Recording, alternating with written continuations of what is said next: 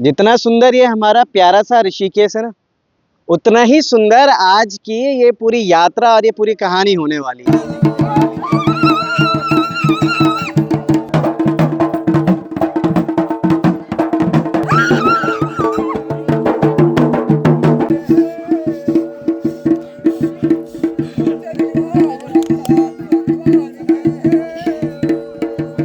उत्तराखंड की पावन धरा से उठी एक ऐसी आस्था जिसने हर दिल को छू लिया।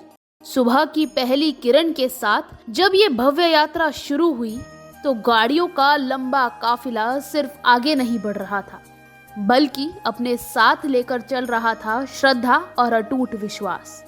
कुनबा देख रहे हैं, ये हमारी उस कुल देवी का कुनबा है जो कि आप समझे, जो कि बनाया हुआ है, सजाया हुआ है अपने उन सभी भक्तों को अपने बीच। और वो आखिर अंत तक अगर आप देखेंगे गाड़ियां ही गाड़ियां, और ऐसा नहीं कि वहां तक रुकी होंगी, अभी और भी गाड़ियां आ रही है, वहां पे आएंगी और वहां पे खड़ी होंगी। और यहाँ से आज सबकी यात्रा घंडियाल, घंडियाल के बाद माँ गौरजा के मंदिर, और उसके बाद वो भव्य कार्यक्रम जिसका इंतजार पूरे के पूरी दोगी पट्टी क्षेत्र को रहा। बने रहिएगा क्योंकि यहाँ से एक कहानी शुरू हो चुकी है और इस कहानी का जो अंत होगा आपको बड़ा ही प्रसन्नित करेगा, खुश करेगा और मनमोहित कर देगा।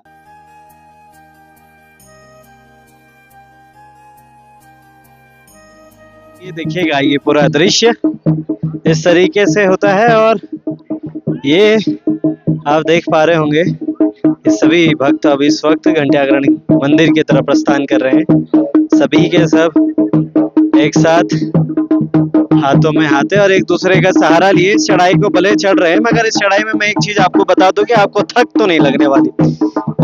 हमारे उत्तराखंड के वाद्य यंत्र जो देवी देवताओं को प्रकट करने के लिए हर वक्त हमें इस्तेमाल किए जाते हैं, उनके साथ भी चल रहे हैं और ये ढोल दमोह की आवाज और धुन हमें और यहाँ पर ऊर्जावान करती है ताकि हमें और मौका मिले ऊपर चढ़ने का। तो ये देखिएगा, ये ढोल दमोह की आवाज और मेरी सांस फूलने की ये जो सिसके आप सुन रहे होंगे, ये वाकई में ये जरूर प्रतीत करवाता है कि चाहे उत्तराखंड में किसी भी जगह पर, किसी भी कितनी भी चोटी पर कोई भी देवी देवता हो हमारे, जहाँ होंगे वहाँ उनका भक्त पहुंच जाते हैं और हमेशा से ऐसे होते आए हैं। ये है ढोल दमोह, हमारे वाद्य यंत्र, जिनका एक बहुत अहम मुझे लगता है रोल है, रिस्पॉन्सिबिलिटी है यहाँ पे देवी देवताओं को अवतरित करने में। कितनी दूर से आ रहे हो? हम कम से कम 10-15 किलोमीटर दूर से अभी पैदल चल रहे हैं यहाँ से। 10-15। तो ये जो बजाते हुए आप जा रहे हैं, इसका क्या मतलब होता है? ये घंटाकरण का वो है, यात्रा का वो सीन है। अच्छा, ये ढोल दमाओं का है, इसमें यात्रा जाती है। इसलिए ऐसी धुन बजाते हैं। हाँ। एक और दृश्य आपको दिखा रहा हूँ मैं। ये क्या लेके जा रहे हो आप? ये भगवान का भोग है। क्या क्या है इसके अंदर? घंटाकरण जी का भोग है। क्या है इसके इसमें अंदर? हलवा है, सब चीज है, बहुत ही प्रकार की चीज है। बहुत प्रकार की चीजें हैं, फल फ्रूट, बहुत कुछ, मजा आ रहा है चलने में। बिल्कुल। और ऐसा ये अगर ऋषिकेश में होती ना कि 2 किलोमीटर दूध दही लेने जाना, तब नहीं चलते आप इतना? नहीं, मैं मतलब हाँ जी, हाँ, यहाँ देवता की बड़ी कृपा है। यहाँ देवता की 80 कृपा है, इस वजह से वो उम्र, वाकई में वो उम्र बहुत है। और उस उम्र में अगर इस तरीके से ऊपर चढ़ना, हमारी सांस फूल गई तो उनकी कितनी फूली होगी। सांस भी फूलनी सही बात है। हाँ बाबा, सांस फूल गई। घंटाकरण की कृपा से हाँ, लगा तो बाट दक्षिण थया। हैं? हाँ, लगा पहुंचाएगा।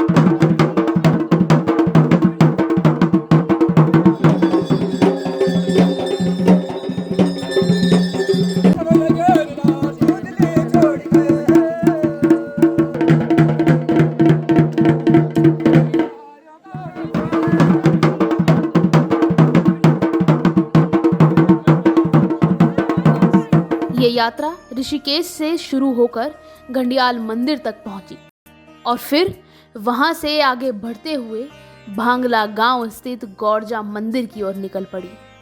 रास्ते भर का जो दृश्य देखने को मिला उसे शब्दों में बयां करना सच में मुश्किल है। ढोल दमों की गूंज पर थिरकते श्रद्धालु और हर तरफ भक्ति में डूबा हुआ माहौल। कहीं देवी देवताओं के अवतरण के अद्भुत दृश्य तो कहीं भक्तों पर उतरी दिव्य आस्था, जहां लोग पूरी श्रद्धा के साथ झूमते नजर आए। हर तरफ जय माता दी के जयकारों से गूंजता पहाड़, आस्था और उत्साह का ऐसा संगम जिसने हर किसी को मंत्रमुग्ध कर दिया। कहा जाए तो ये सिर्फ एक यात्रा नहीं, बल्कि आस्था, श्रद्धा और परंपरा का एक जीवंत उदाहरण थी। ऐसी भक्ति, ऐसा समर्पण जिसे देखकर हर कोई भावुक हो उठा। पहले तो पंडित जी इतना जमावड़ा और इतने भक्त जो उबाल हुआ था इस मंदिर में, मैंने आज तक किसी मंदिर में इस तरीके से नहीं देखा। उन मंदिरों की बात मैं अलग करता हूँ जो सिद्धपीठ है, मगर माँ कुल देवी के मंदिर में इतनी भावनाओं के साथ, इतनी भक्ति के साथ लोग, पहले तो कितने लोग थे, आज कितना जमावड़ा रहा। आज यहाँ पे भक्त बहुत ज़्यादा संख्या में थे, करीबन रहे होंगे 1000-1100 ऐसे 1000-1100 आज आसपास रहे होंगे। बहुत सारी भीड़ लगी हुई थी। हमें लोग यहाँ पे आए, इतनी श्रद्धा मैंने कभी और कहीं नहीं देखी जितनी श्रद्धा लोगों के अंदर अब देखने को मिल रही है। बहुत श्रद्धा मिल रही है। बच्चे देख रहे हो आप मेरे साथ, ये अपना आप ही आ गई हैं, पता नहीं कहाँ से बैठ गई। मुझे लगता है माँ गौरजा का कोई रूप ही होगा कुछ। जो मैं कहूँगा कैमरामैन से थोड़ा सा उठ के बात करते हैं और मैं माँ गौरजा को भी आपके बीच लेके आऊंगा। ये माँ गौरजा की ये मूर्ति ये जरूर प्रतीत करवा रही है, और थोड़ा सा मुझे लग रहा है कि या तो अगर गंगा जल डाला होगा तो पानी की कुछ बूंदे हैं, या वाकई में माता रानी खुश है इस वजह से वो जो मैं समझू चमत्कार हो रहा है यहाँ पे, उस चीज की सारी चीजें यहाँ पे पंडित जी ने भी बताया सब कुछ। मेरे साथ एक छोटी सी बच्ची भी थी, वो भी रिपोर्टर बन गई, पता नहीं कहाँ से आए, बैठकर चली गई। मगर हाँ, ये वाकई में अगर आपकी कुलदेवी का भी कुछ ऐसा अभी चल रहे हैं जो नवरात्र, उसमें आपके मंदिर में भी कुछ ऐसा चल रहा है, अपनी वीडियोस में हमारे साथ साझा कीजिएगा। मगर आज हम ग्राम भांगला में मौजूद है और माँ गौरजा के इस पावन मंदिर में, इस भवन में और इस छोटी सी घंटी में छत्र के नीचे उनके साथ है। बने रहेगा लोकार्पण के साथ। अध्यक्ष जी से बात करते हैं कि आखिर समिति ने किस तरीके से सोचा इस तमाम चीजों के बारे में। पीछे भव्य मंदिर और भव्य मंदिर के ठीक ऊपर वो लाल झंडा ये जरूर प्रतीत करवा रहा है कि ये किसी कुल देवी का मंदिर होगा या फिर माता का मंदिर होगा। लाल झंडा है, लाल वस्त्र में धारण करिए हमारी माँ दुर्गा के कई रूप हैं।